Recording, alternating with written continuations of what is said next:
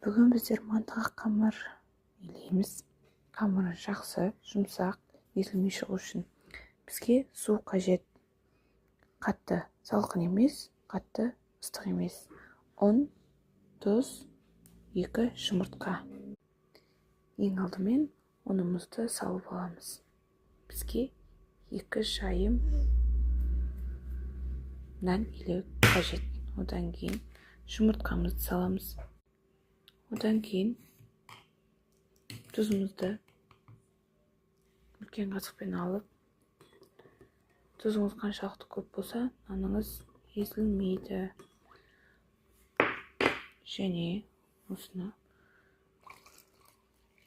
құямыз. Бәрін араластырамыз. Міне біздің қамырымыз дайын, жұмсақ. 2 шайым қамыр шықты. Ыдысымыздың іші де тап-таза. Тынып тұрған қамырымыз, міне қамырымыз енді дәл ортасынан 2-ге бөлеміз. Міне бізде 2 шайым нан дайын болды. Сәл тынған соң тағы бір рет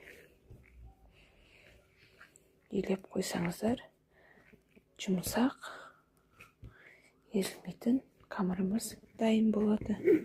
Бетін жауып қоямыз, нанымыз қатып кетпеу үшін.